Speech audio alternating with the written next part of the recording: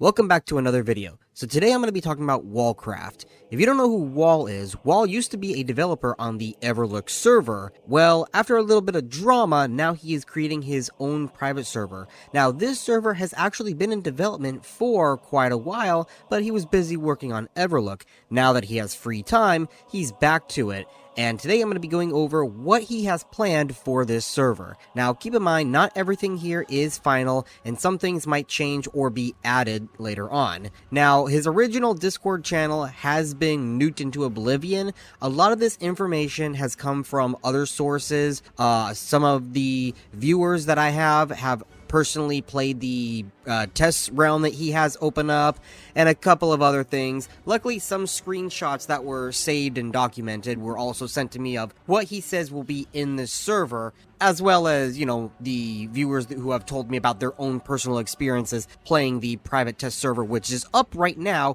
for you to play. Also, please note, the video footage you see in the background is not from this server. I haven't played it just yet, I'm just bringing you the news.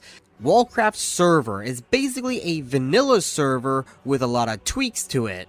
It's not a fully vanilla plus server, I would say. I would leave those for more of the custom servers that want to add more additional content. Now, this is adding additional content to a degree, just not in the vein that I would call it a vanilla plus server, but either way, one of the biggest things that you will notice when you first play his server is that when you log out, your character will remain in the world and can be killed while offline, be it PvE or PvP. The only places you are safe to log out at is at an inn or your player house, which we'll get to in a second.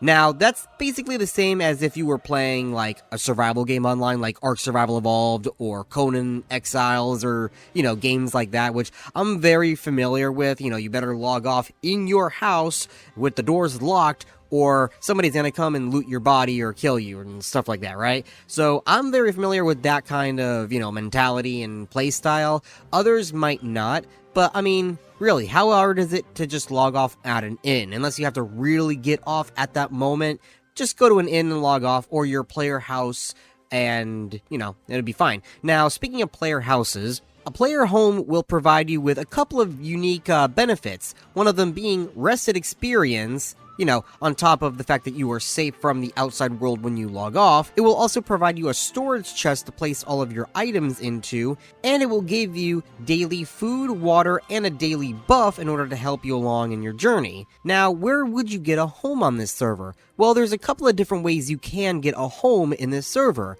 First of all, you could just buy one in the capital city for 500 gold. Each of the cities will have a player house that you could buy in that city for the 500 gold, like I said. Not only that, there are going to be racial community centers, basically, in each of these starting zones. So like Mulgore for the Taurens, Durotar for the Orcs, Elwyn for the humans. And these little communities built of player houses will be used in unused areas of the map, which I know of a lot of areas around the surrounding zones that he's mentioning that have a lot of empty space that can be used. So that'll be interesting to see how it's utilized. Another one that they plan on having is garrisons in the starting zones. Now, no, not the garrisons from WoD. These supposedly are going to be for guilds to have, and they're also in the same starting zones as mentioned before for the player communities. Those are going to be out in the world that you can go up to and visit, but you also have the option to buy a private player house, which will be in its own instance. However, the issue is you have to pay for it with real-world money and not gold like the other ones. Because it's going to be bought with real money, unlike the other ones which are already out in the world, this one you can customize. You can tell Wall how you want it built. You can even have a garden, you can have anything you want. He can make it for you. It will take about 15 to 20 hours, roughly estimating, for him to make it, but he will make it personal for you, and only you alone will be able to use it. Now, earlier, before I started talking about the houses, I did say that players can kill you out in the world, so you're probably wondering if this is going to be a PvE or a PvP server. The answer is yes. So there are going to be various modes that you can pick from the start of the game. When you first log into the game, you can choose between a standard PvP, standard PvE, hardcore mode, or war mode. So this is how the various experience rates will follow. A standard PvP will give you ×1 experience. Standard PvE will give you half experience. Hardcore PvE will give you ×1 experience, and War Mode Free-for-All will give you ×2 experience. Now, I'm not agreeing with standard PvE being half the experience game as normal vanilla. That just does not seem right to me and unfair to people who want to play PvE. Yes, I get he wants to incentivize PvP, because that seems to be where a lot of the players want to play is PvP, and if everyone chooses PvE, well then what's the point, right? I completely understand that, but there has to be other ways of incentivizing it besides making it worse than Turtle Mode, basically. I mean, the War Mode giving you ×2 experience is already, incentive enough. However, the War Mode is quite different than what you're used to from other servers and even the retail version of War Mode, because War Mode and the other servers are basically just PvP mode. War Mode here means every single person on the server except for your guildmates, when you are not in a city, will be flagged for PvP to kill. Not only that, when you die, your items can be looted by other players who are also in War Mode, just like in the wilderness in RuneScape. Though something that War Mode players can do, especially guildmates since they are in a team together, is they can form contestable bases out in the open world. Now, contestable means that it can be raided and captured by other players as well. So that will lead for other players to, fight with each other and try to capture other players' bases and so on. That seems like a really fun mode for people who enjoy that type of gameplay. Though if you were more a PvE focused person, they do have a hardcore mode PvE, though it's not the same as most hardcore modes on other servers. Other servers have it so it's a one life mode. Of course, you can't use the auction house, you can't trade with other players, and a lot of other, things involved in that. Here, I'm not sure what you're limited to. I'm sure it might be the same as Iron Man, where you can't use the auction house and so on. Though, one thing that is different is that it is not a one life mode. Instead, when you die, every single item on your person, including gear, will be permanently deleted. Though you can still play on that character, it just means you'll have to regain all of your gear and items again.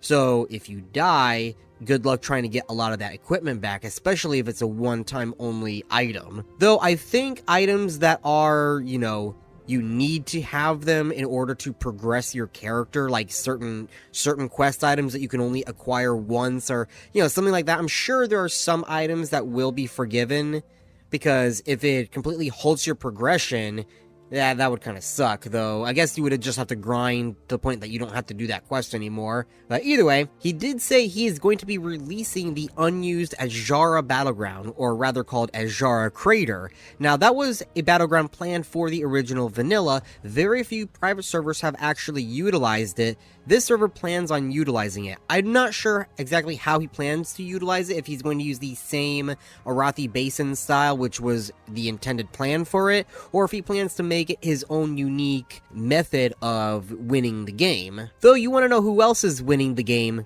Meme classes. Because coming from the viewer who I spoke to who has played on this server, as well as a couple of other people who have also mentioned it to me, it looks like meme classes are no longer a thing. Wall has taken it upon himself to make the meme classes, or the not as valuable or powerful classes, tweaked in a way that they will become viable. One of the examples is that Moonkin will get a buff to get increased attack speed when they are low on mana, and he's doing a lot of other things like this as well. Recently, he's focused on the Rogue class, which he has just updated and allowed for people to playtest on. Something else in the PvE specter, though, which I'm not sure how I feel about it, is he plans on allowing raid bosses to have a lot more debuff slots. How much? Well, he plans on letting them have 40 debuff slots, but it will be restricted to 5 per class. So only 5 debuffs per class, which means it can be up to 40 debuff slots. Which the reason why a lot of people don't like the debuff slots in the first place is because with more damage being added to the boss fight, it means quicker boss fights, therefore it makes it easier. However, if he tweaks the boss in a way that makes them harder or have more health, I guess it could balance it out in a way, without making classes completely useless because they're not able to use some of their abilities. We'll just have to see how that pans out. Though I hope you don't die as often in those raids, because now in order to repair your gear, you're going to have to acquire materials from deconstructing items of that same quality. All professions can now deconstruct items to gain material equal to the quality of those items. These materials can also be used for repairing your gear, including your raid gear.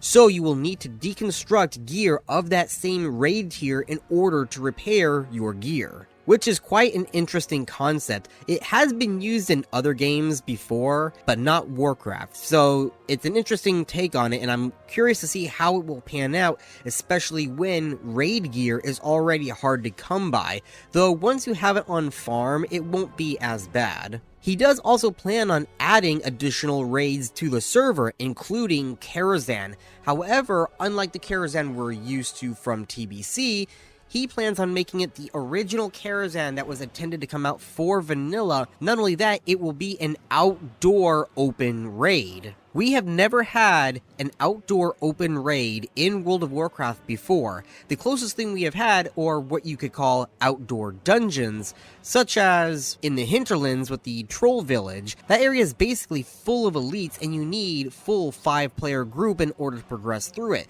There are areas in the world like that as well, but those are more, outdoor dungeons because you need 5 players. Karazhan will require 40 players, so an outdoor raid. And the last thing that I wanted to talk about was he does plan on adding Mount Hyjal as a zone. Now, I'm not sure if he plans on having it as an endgame zone or a leveling zone, endgame being more like having things to do after you hit level 60 kind of endgame zone, or if it's like a level 50 to 60 or 55 to 60 zone like Winter Spring. I'm not exactly sure what he plans to do with Mount Hyjal. All I know is he is working on it and it will be a playable zone from launch. Well, since he's working on Mount Hyjal, I don't know what other zones he plans on adding, but off the bat, they had planned for vanilla to have playable zones such as Telebim, Isle of Gilligajim, Lapidus Isle, the Dragon Isles, and even Zandalar, as all of them are on the map and some of them have landmass in the game themselves, you just cannot visit them. Not only that, in Eastern Kingdoms, there are several zones that you cannot visit.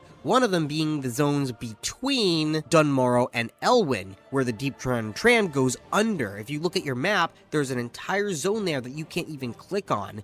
To the right of that would be the Badlands, and then to the right of the Badlands is another zone the exact same way. There's a couple of zones just like this, so I wonder if he plans on utilizing them as well. But anyway, that is going to be it for today. Sorry this video is a little bit late. I've been, working, because real life. But anyway, that's going to be it, and if you want to hear more about how Wallcraft is doing, I will keep you updated when larger updates come out. So far, he is posting every single day, though most of it is just simple, the server is now up and running kind of updates, and also tweaks here and there to the various classes. Whenever a larger update comes out, I will let you know about Wallcraft. Subscribe, like the video, and I will see you next time.